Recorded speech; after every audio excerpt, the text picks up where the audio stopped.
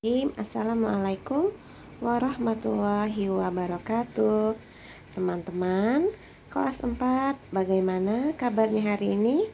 Semoga kalian dalam keadaan sehat walafiat dan kita semua selalu ada dalam lindungan Allah Subhanahu wa taala. Amin. Ya, ketemu lagi sama teacher dalam materi bahasa Indonesia. Masih dalam daring ya, kita masih belajar dalam jaringan atau online. Masih semangat ya. Hari ini kita akan menggali informasi dari teks non-fiksi. Apa itu teks non-fiksi? Seperti apa cara menggali informasi dari teks non-fiksi? Nah, agar kalian lebih mengerti dan mudah untuk memahaminya, yuk kita simak penjelasan dari teacher. Fiksi. Teks non-fiksi adalah teks yang berisi informasi berdasarkan fakta atau kenyataan. Berikut ini adalah contoh dari buku non-fiksi. Contoh-contoh teks non-fiksi. Berikut ini merupakan contoh-contoh dari teks non-fiksi.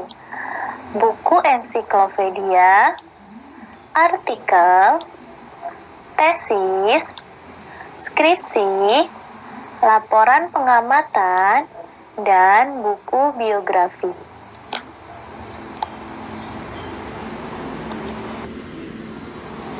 Ciri-ciri teks non-fiksi antara lain, yang pertama, berdasarkan fakta dan data. Informasi yang terdapat dalam teks non-fiksi berdasarkan data-data yang nyata atau fakta.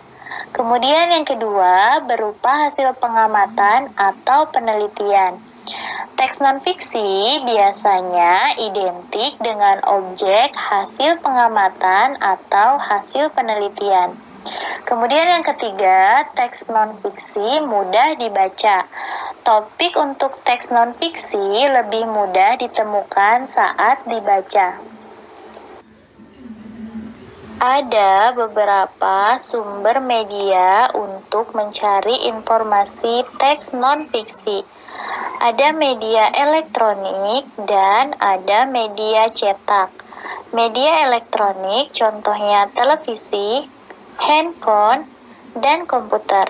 Sedangkan media cetak, koran, majalah, buku, dan lain-lain. Selanjutnya, kita akan belajar tentang menggali informasi teks non-fiksi dengan menjawab pertanyaan.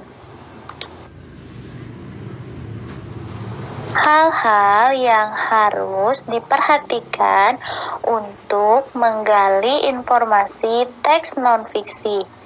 Ada 4 hal yang harus diperhatikan.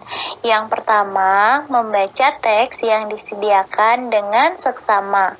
Kemudian yang kedua, mencatat informasi penting yang terdapat di dalam teks. Yang ketiga, membaca soal pertanyaan dengan teliti. Kemudian yang keempat, mencari jawaban yang sesuai dari teks yang sudah dibaca.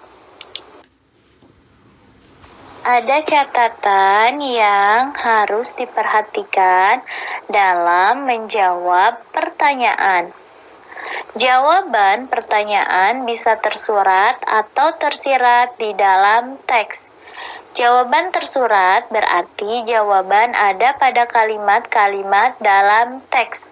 Sedangkan jawaban tersirat berarti jawaban harus disimpulkan dulu berdasarkan informasi dalam teks. Perhatikan contoh teks non-fiksi berikut ini. Silahkan klik pause untuk membaca teks non-fiksi berikut. Jawablah pertanyaan-pertanyaan berikut berdasarkan teks tersebut. Pertanyaan nomor 1. Di mana letak Taman Nasional Komodo?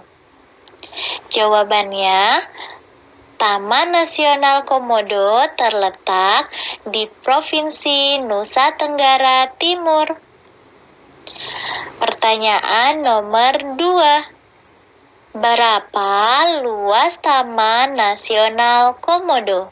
Jawabannya, luas Taman Nasional Komodo adalah kurang lebih 18.717 km persegi. Pertanyaan nomor 3. Bagaimana Taman Nasional Komodo mulai dikenal dunia? Jawabannya, Taman Nasional Komodo mulai dikenal dunia setelah dinyatakan sebagai situs warisan dunia UNESCO pada tahun 1986. Teman-teman, diperhatikan saat menjawab pertanyaan harus dengan jawaban yang lengkap, seperti yang Bu Guru contohkan.